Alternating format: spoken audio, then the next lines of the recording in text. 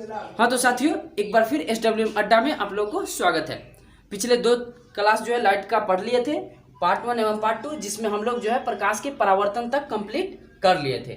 और अभी जो है प्रकाश के परावर्तन के बाद देखेंगे समतल दर्पण। ठीक है दोस्तों, तो जो भी बच्चे लाइट का जो पार्ट 1 एवं पार्ट 2 नहीं देखे हैं, वो पहले पार्ट 1 एवं पार्ट 2 देखें, ताकि आप लोग को क्लियर समझ में आए। ठीक है दोस्तों, उसके बाद ये पार्ट 3 देखिएगा और इसमें समतल दर्पण स्टार्ट करेंगे, जो कि एग्जाम में जो है इससे अक्सर पूछा जाता है क्वेश्चन।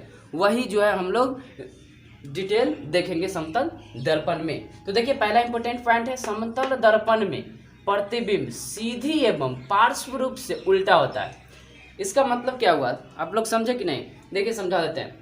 समतल दर्पण में प्रतिबिंब सीधी एवं पार्श्व रूप से उल्टा। जब आप लोग आईना देखते होंगे घरों में, तो पार्श्व रूप से उल्टा का मतलब हुआ कि लेफ्ट का राइट और राइट का लेफ्ट। सीधा तो दिखाई देता है, लेकिन पार्श्व रूप से उल्टा।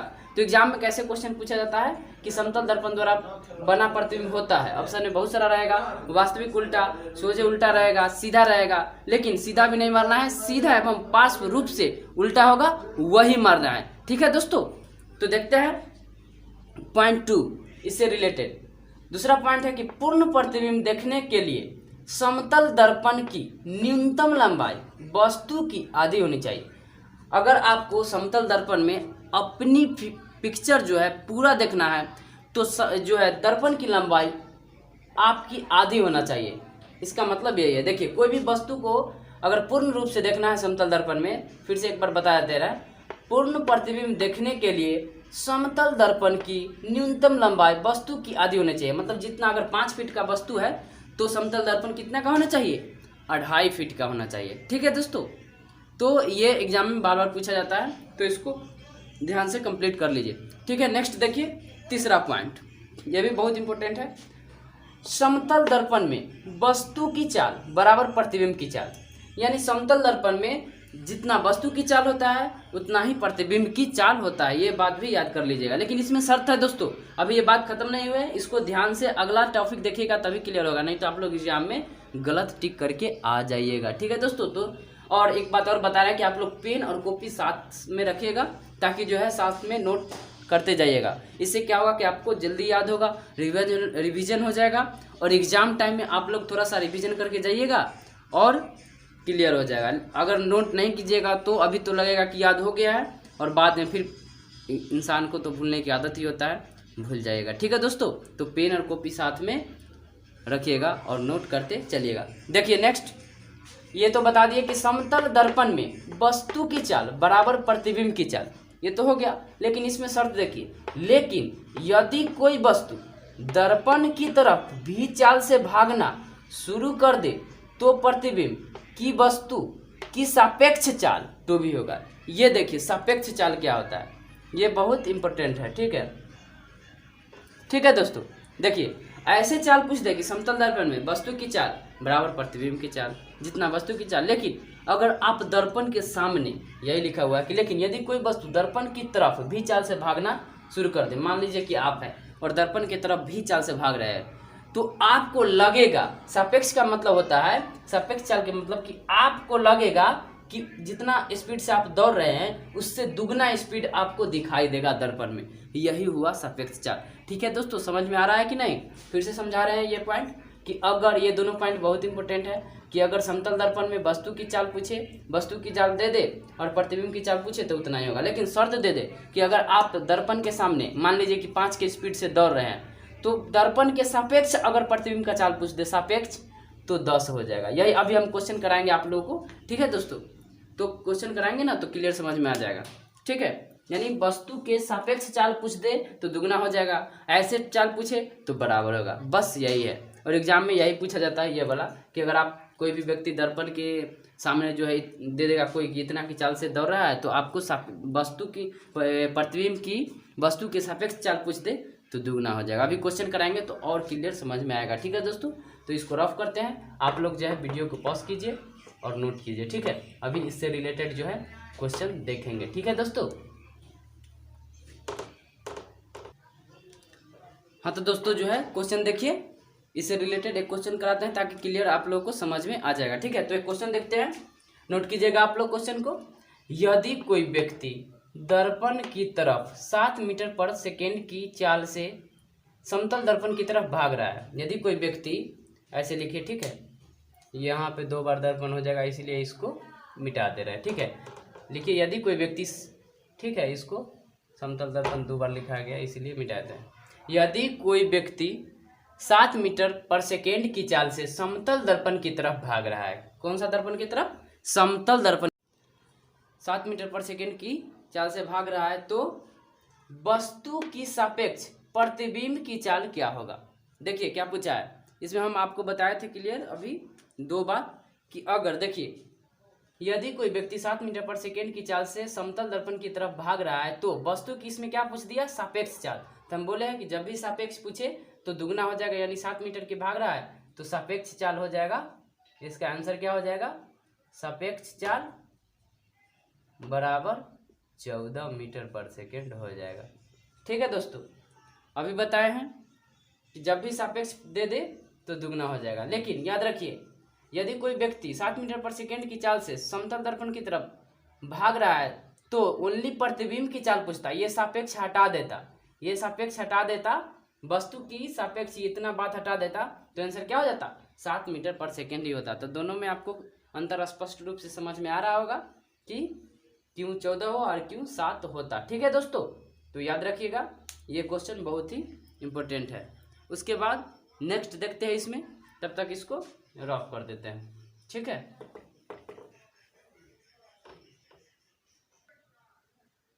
हाँ तो दोस्तों नेक्स्ट पॉइंट देखते हैं समतल दर्पण से रिलेटेड। देखिए, प्रतिबिंब की संख्या ज्ञात करना। 2 समतल दर्पण द्वारा बना प्रतिबिंब की संख्या, ये भी एग्जाम में पूछा जाता है। ठीक है, तो प्रतिबिंब की संख्या जैसे दे देता है कि 2 समतल दर्पण इतना के कोण पे रखा हुआ है तो प्रतिबिंब कितना बनेगा, आप लोग देखते ही होंगे अक्सर बिहार पुलिस के एग्जाम में या फिर रेलवे हो, इस सब में अधिकतर पूछा जाता है। देखिए, 2 समतल दर्पण द्वारा बना प्रतिबिंब की संख्या कैसे ज्ञात करेंगे, इसके लिए एक फार्मूला है, याद कर लीजिएगा। ठीक है, क्या है फार्मूला? n बराबर 360 डिग्री बटा थीटा माइनस 1। ठीक है, ये डिग्री में ही है, इसको डिग्री लिख लीजिएगा। n बराबर n, जहाँ n बराबर प्रतिबिंब की संख्या है, मालूम होना चाहिए कि n क्या है, नहीं तो ऐसे तो कह देंगे कि ABCD वाला n है। ठीक है, n का मतलब यहाँ पे प्रतिबिंब की संख्या है, यानी n बराबर, यानी प्रतिबिंब की संख्या बराबर, फार्मूला याद कर लीजिएगा, समतल दर्पण में 360 डिग्री बटा थीटा माइनस 1। ठीक है, अब जैसे क्वेश्चन इस पे देखिए, बिल्कुल समझ में आ जाएगा जब क्वेश्चन करेंगे। तो देखिए क्वेश्चन क्या है, क्वेश्चन है यदि 2 मिरर 60 पर हो, और ये समतल दर्पण की बात कर रहे हैं, ये जो मिरर है आपको एग्जाम में देगा समतल, अभी समतल दर्पण पढ़ा रहे हैं तो जो है समतल दर्पण नहीं लिखे हैं, आप लोग समझ ही रहे होंगे। यदि 2 मिरर 60 डिग्री पर हो तो प्रतिबिंब की संख्या बतावे समतल दर्पण में। तो देखिए थीटा, अभी फार्मूला जो बताया है n बराबर 360 बटा थीटा, तो यहाँ पे थीटा के जगह 60 डिग्री दिया हुआ है तो 60 डिग्री रख दिए, और माइनस 1, तो 60 से 6 बार में कट गया, यानी n बराबर 6 माइनस 1 यानी 5, यानी प्रतिबिंब की संख्या हो गया 5। जब 60 डिग्री पर रखेंगे तो समतल दर्पण में कितना प्रतिबिंब बनेगा? 5। यही 90 डिग्री दे देगा कभी कभी, यही सब पूछता है, तो थीटा की जगह 90 रख के निकाल देंगे, आसान है ना। लेकिन इसमें भी शर्त है दोस्तों, एग्जाम में जो है बच्चा कन्फ्यूज होकर गलती क्या करता है, हमेशा यही होता है कि थीटा, जब थीटा देता है तब तो आसान है, लेकिन थीटा का मान नहीं दे, ऐसे दे दे, बट 2 मिरर समांतर रखा जाए। ठीक है, जब 2 मिरर को समांतर रखा जाए तो प्रतिबिंब की संख्या बतावे, थीटा की मान यहाँ पे नहीं देगा, तब कंफ्यूज मत होना है, तब जो है बच्चा घबरा जाता है और गलत टिक कर देता है, लेकिन गलत नहीं करना है। देखिए यहाँ पे क्या होगा इसका आंसर, बट 2 मिरर समांतर रखा जाए तो प्रतिबिंब की संख्या इनफाइनाइट यानी अनंत बनेगा। ठीक है, तो यहाँ पे आपको अनंत मारना है, तो कब अनंत मारना है और कब जो है प्रतिबिंब की संख्या निकाल के मारना है, ये तो आप लोग को अंतर पता चल ही गया। ठीक है, अब अनंत कैसे आएगा वो भी बता देते हैं, थोड़ा सा इसको आप लोग नोट कीजिएगा। ठीक है दोस्तों, इसको रफ कर देते हैं। देखिए यहाँ पे बता देते हैं कि अनंत कैसे आएगा।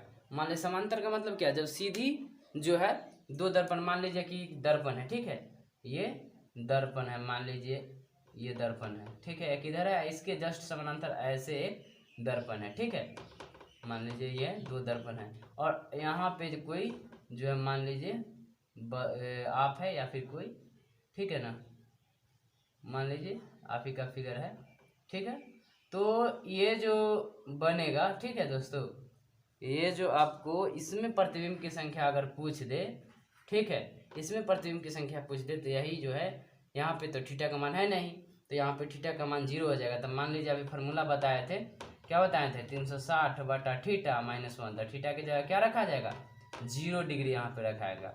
तो जानते ही आपकी कोई भी संख्या के नीचे अगर अंत में 0 रहता है तो इसका आंसर क्या होगा, इनफाइनाइट। तो आप समझ ही गए होंगे कि इनफाइनाइट कैसे है, प्रूफ करके बता देते हैं। लेकिन आप लोग को इतना एग्जाम में बनाना नहीं है, बस याद रखना है कि जब भी दो मिरर समांतर दे दिया, क्या दे दिया, समांतर दिया, वैसे ही आपको आंसर इनफाइनाइट पे टिक करना है, यानी अनंत पे टिक करना है। ठीक है दोस्तों, तो नेक्स्ट पार्ट देखते हैं इसका आगे। तो इसको रफ करते हैं, आप लोग नोट कीजिएगा। ठीक है, पेन और कॉपी बार बार बोल रहे हैं कि साथ में रखिएगा, तो इसको रफ कर देते हैं और नेक्स्ट आगे देखते हैं समतल दर्पण में। ठीक है,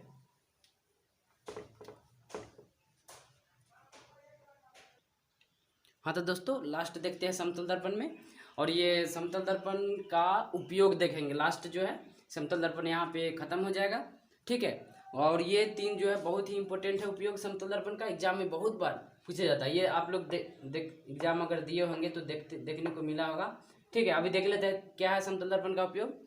समतल दर्पण का उपयोग एक में बाथरूम मिरर में, आप लोग जो है घर में जो आईना लगाते हैं वो समतल दर्पण का ही एग्जाम्पल है। तो एक ये हो गया, और ये पेरिस्कोप, पेरिस्कोप हिंदी में लिखा हुआ है में, यानी पेरिस्कोप क्या होता है, समुद्र में जो भी नाभिक उभिक जो होता है ना, तो जब जाता है तो फिर वही वस्तु को देखने के लिए पेरिस्कोप का यूज करता है। ठीक है, तो बहुत बार पूछा जाता है कि इस पेरिस्कोप में जो है कौन सा दर्पण रहता है, तो समतल दर्पण, ये बहुत इंपॉर्टेंट है। ठीक है दोस्तों, इसको टिक कर लीजिएगा। और ये लास्ट कैलिडियोस्कोप, कैलिडियोस्कोप क्या होता है, नाम सुने हैं कि नहीं।